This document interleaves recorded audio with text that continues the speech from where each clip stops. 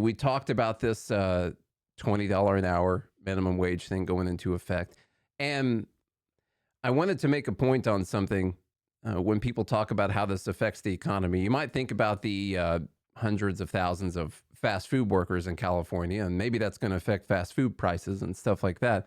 What's important to remember with these minimum wage hikes is that they reverberate throughout the rest of the economy, even to government jobs, as we're about to talk about right now, and people who work at schools. Because it turns out when one place is offering $20 an hour, every other place has to now compete with that place.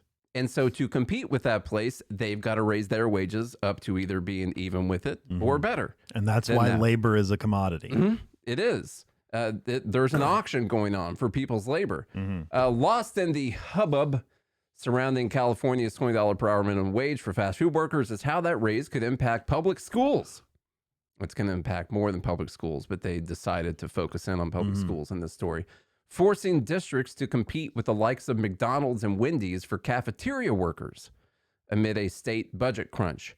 You see, these are very specialized individuals that are well trained in the art of scooping food. School cafeteria baking. So this market is expanding now that the pay is higher. The minimum wage law that took effect Monday guarantees at least $20 an hour for fast food restaurant chains with at least 60 locations nationwide. That doesn't include school food service workers, historically some of the lowest paid workers in public education. Why doesn't it include school food service workers? There's more than 60 locations, yet demand for school meals is higher than ever. They probably bake bread. That's it. They make their own bread. Problem solved. You figured it out. Yet demand for school meals is higher than ever in California. For those kids just getting fatter and fatter, demanding more meals. The first state to guarantee free meals for all students paid for by tax money, regardless of their family's income. And demand is projected to fuel an increase of more than 70 million extra meals in California schools this year compared to 2018, according to a state Department of Education. So just 6 years, 70 million extra meals.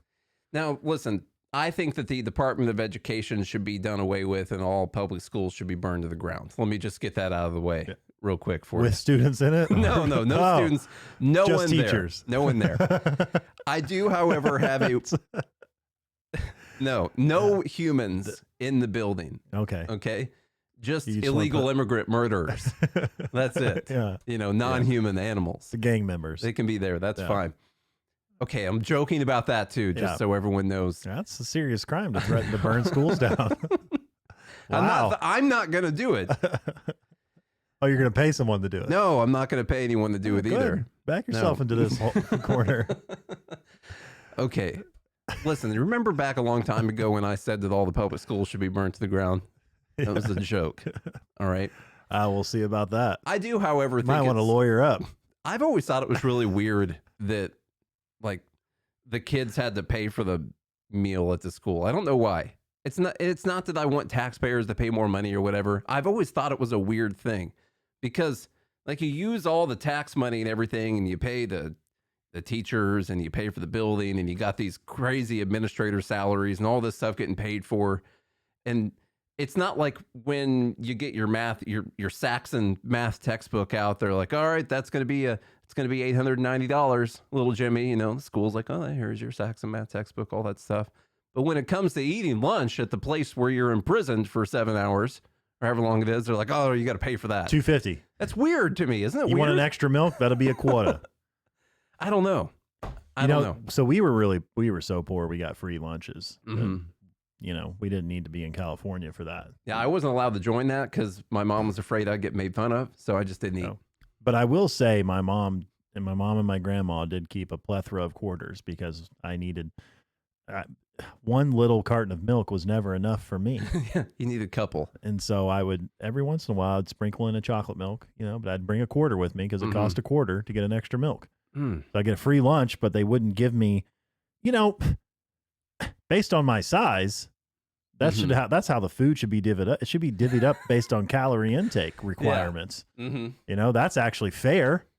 I'm going to get the same meal as you know, 4'2" Jimmy Yeah. over there. While Charlie's over here with his family of 4 trying to get a living food wage And out of people. He's going to, you should see the food that guy throws away that I would have eaten had you put it on my plate. You could have just slid over and And ate then- the rest of someone's food. Then I have to pay a quarter. I had to back in the day. I had to pay a quarter for that extra milk.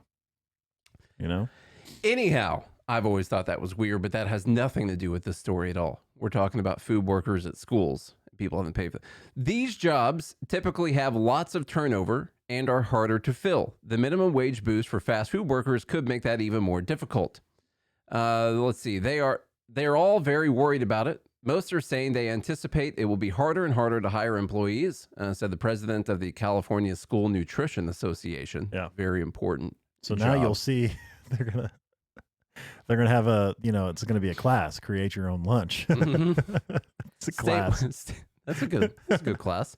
Statewide, some districts have already taken steps to compete in the new reality. It's gonna be girls only. Last year, the Sacramento Reintroduce Unified, home they have ec. them serve everyone else. They you know. reintroduce home ec. Yeah. Do they still have home Now, ec? girls, hurry up and get that food to the table. The boys are almost here. That's a good-looking sandwich, Sally. Good-looking sandwich. Great Yeah. job. A+. You're gonna find yourself a husband. Last year, the Sacramento Unified School District, anticipating the law's passage, agreed to a 10% increase for its food service workers and other low-paying jobs, followed by another 6% increase July 1 of this year to bump their wages up to $20 an hour. The point here is that when you artificially mandate that a place must pay this much money, this is a whole labor pool that everyone is fighting for. People are free to go to different jobs, and now they're competing for these people. And now that you can go to McDonald's and you can get paid $20 an hour, well, you're over here serving food to these annoying kids at this school. Well, wouldn't it be better just to go over there and work at McDonald's instead? You're getting paid $17 an hour at the school, I think is what one of these things said. Well, go make 20 over at McDonald's. Mhm. And so what happens?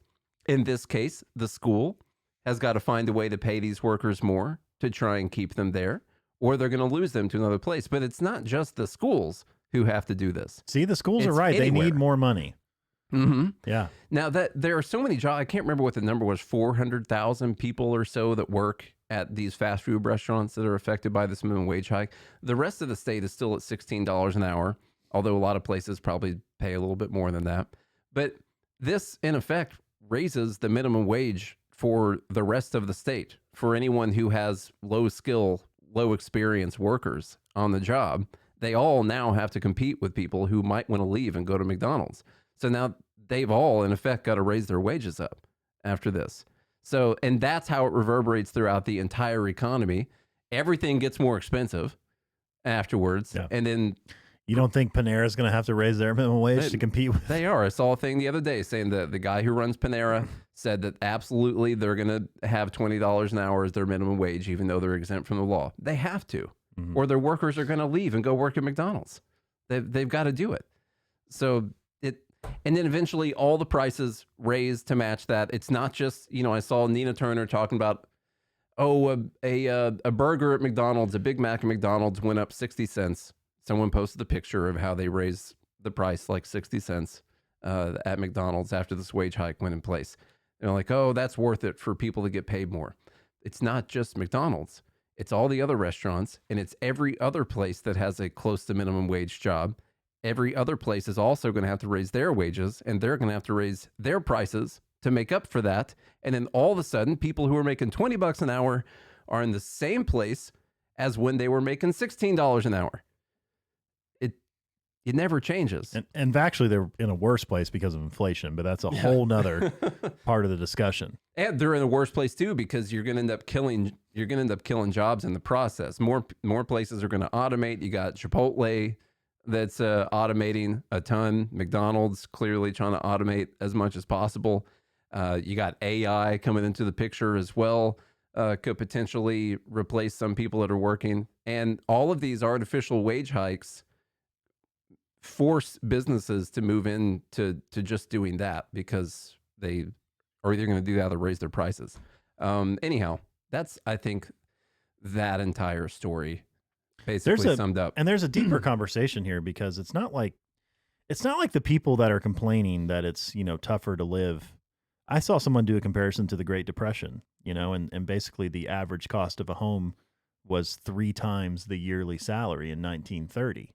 And now the average home is literally 8 times the average salary. Mm-hmm. And they went through all these statistics, and all of that's true, but people are asking the wrong question. It's not that the prices are high and it's because of greed or whatever. The right question to ask is, why does our dollar now, or why does it take so many more dollars now than it did back then? Mm-hmm. And there's only one reason for that. It's inflation. The purchasing power of your money has dwindled so drastically since the Great Depression that you're in a worse off position than humans were during the Great Depression. That's one factor of it. Probably the most significant factor. There's other factors. We have new technology now, and obviously things are going to cost more with that kind of stuff.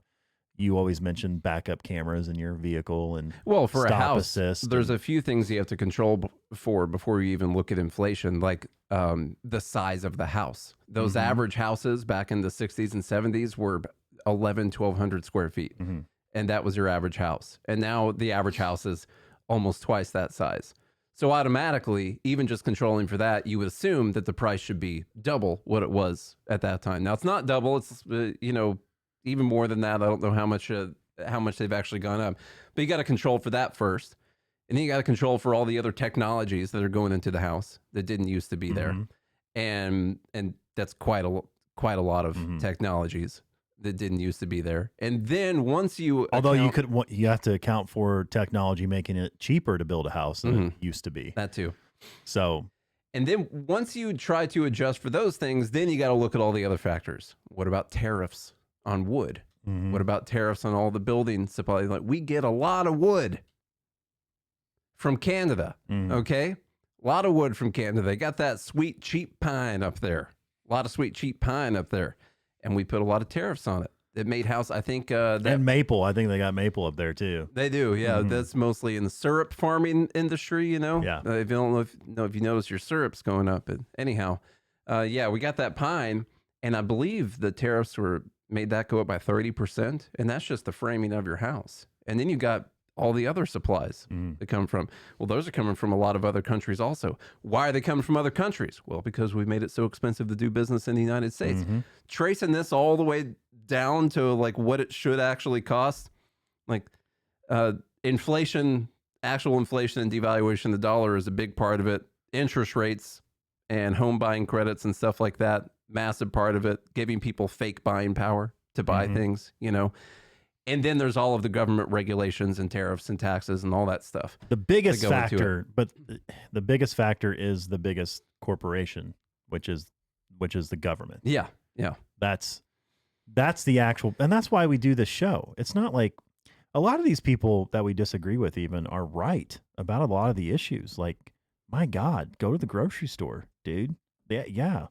But they're wrong in their diagnosis. That's the difference. They're wrong in their diagnosis and their solutions, because the diagnosis is not corporate greed. The market's the market and will always be the market. Yeah, corporations were greedy back in the 60s and 70s. Yes. Everyone is greedy, right? Yeah. It's one of the best things Milton Friedman said. It's always the other fellow who's greedy, not you, right? You're not trying to get the most amount of money for the least amount of work. Is that greed? What is greed? Right? The real problem lies with the power that the government has to influence what the free market would actually produce. And the difficult sell of this message is, as Nate pointed out, it's so hard to quantify because there's so many variables you have to take into account to get to what the actual real cost would be. Because and then trying to articulate which of those variables is causing the most amount of harm is extremely difficult. But we know by studying history that the biggest impact on economics is government, and the government rules and regulations and the push for fake buying power and all the things that they've done, and the devaluation of the dollar with inflation and everything that the government has done has created such a rift in what normal market forces would be that I understand why it's confusing to people, and they want to point to something easy like, oh, people are just being greedy. It's the fake buying power that is the worst. I would go ahead and say it's the worst culprit, because without the fake buying power from the Fed and from banking regulations and things like that, the market would still hold the prices of these houses down. When you give people fake buying power, there's no ceiling on what people can pay for the houses. And so all those tariffs, all those regulations, they're allowed to just run wild.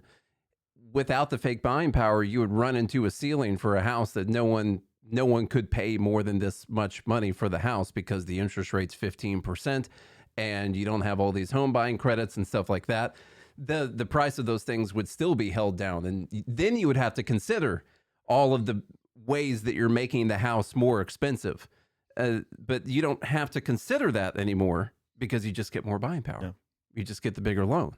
And so we've taken off that big market force of houses. How did we start talking about houses? Well, to round this out, this is all, minimum wage in California. Yeah, okay.